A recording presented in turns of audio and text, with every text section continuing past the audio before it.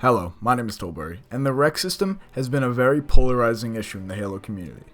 For some, the idea of a microtransaction system in Halo is completely unbearable, and it's a sign of developer greed and corruption.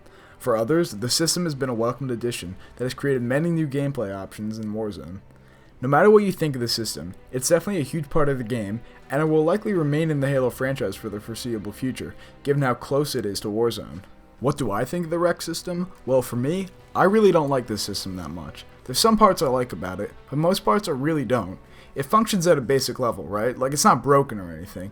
I just have a lot of issues that I have with how it affects more than just Warzone. Trust me, I don't not like it based on the sole fact that it has microtransactions. In fact, if 343 wants to give us free DLC because they make money from the microtransactions, I'll welcome it in Halo 6. My problems with the REQ system involves mainly what it replaces from old Halo games. The main thing this system replaces is the unlock system of the past Halos.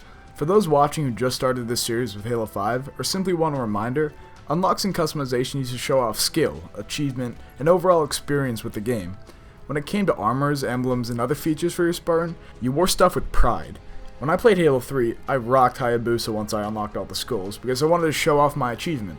And so did everyone else, actually. So then I wore Recon to show off my skill for unlocking, which actually, I kind of forgot how I did that now that I think about it.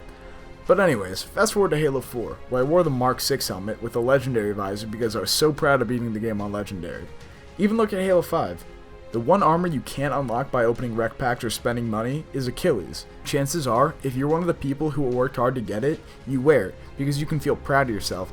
You kill farming piece of shit. The point is, unlocks should have a certain value to them. You should feel a sense of accomplishment for getting a certain armor or emblem.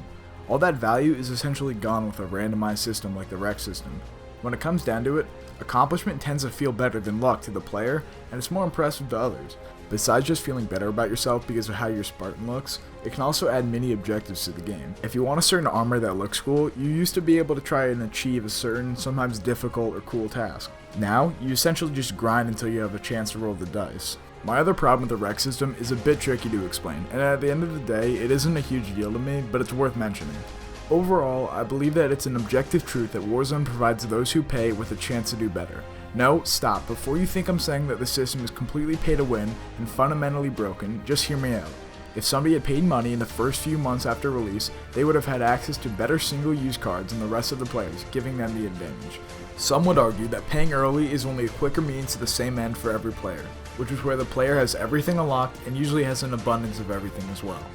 This is certainly true, which is why the pay-to-do-better aspect is active in two forms. The first form of this issue is when the player can pay to unlock the best stuff earlier than everyone else. The second form comes when the majority of players, including those who paid, have most if not all of their REQs unlocked.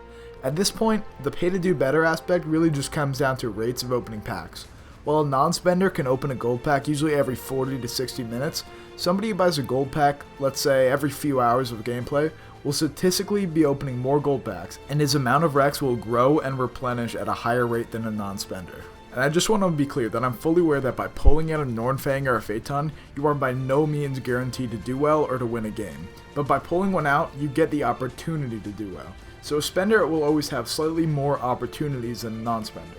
But again, this is kind of a smaller problem. As long as there are microtransactions, which I said earlier I would actually welcome in a certain circumstance, there will be a chance for this to happen. I don't sweat that much in Warzone, and I won't lose sleep over this or anything, but I feel it's worth mentioning at the very least.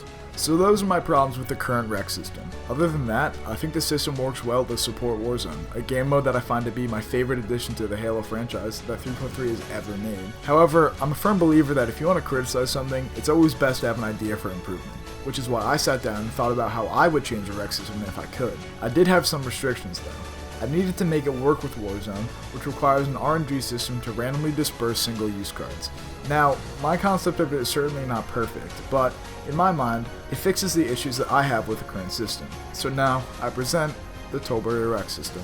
The main change I would like to make to the current system is the combination of unlocks through achievement and luck.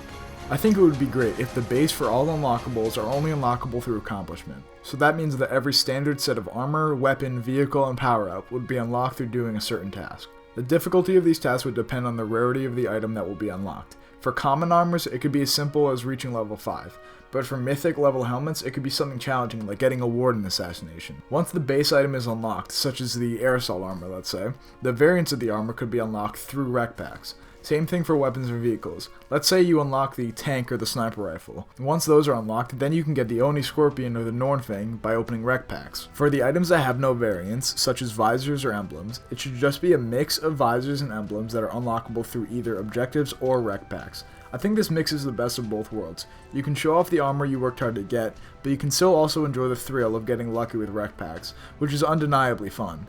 Better yet, it can still work with Warzone. The single-use REQs are still randomly dispersed, and it's important to mention that the staple weapons like sniper rifles and rockets should be kept at somewhat easier levels to unlock. Weapons like these are sort of necessary to compete in an average game of Warzone, and nobody should have to struggle too long to unlock them. In addition to how you unlock your REQs, I think that there could be some huge improvements to what types of packs a player can use.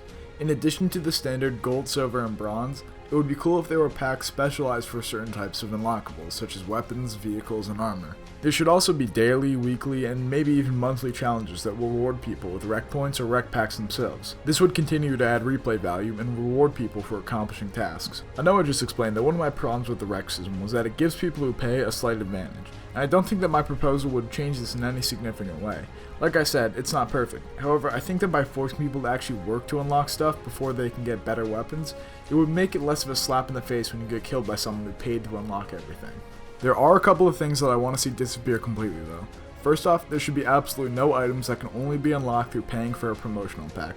Also, the variants of armors and helmets should be more than just a skin change. They should add features to them like in Halo Reach. And please, the armor should have interchangeable shoulders, chests, and legs at the very least. To recap, my proposal would involve the process of unlocking the standard item before the variants were available in packs. For the items without variants, it could be a mix of unlocks that are unlocked through accomplishments and others that are always available in packs. There should also be no items that are only available through spending money, and the distinctions in armor variants and overall customization should be improved. So those are the basics of my idea for the REQ system. I've seen so many suggestions for improvement, many of which were really cool ideas. I've gone ahead and linked some of the videos that provide other ideas in the description, all of which inspired my own thoughts. I think since the REQ system is such a huge part of Halo now, and it likely will continue to be, we should all pitch in and try to improve it. So comment down below what you thought of my idea, or even describe your own ideal improvements to the REQ system. That's it for this video, thank you so much for watching.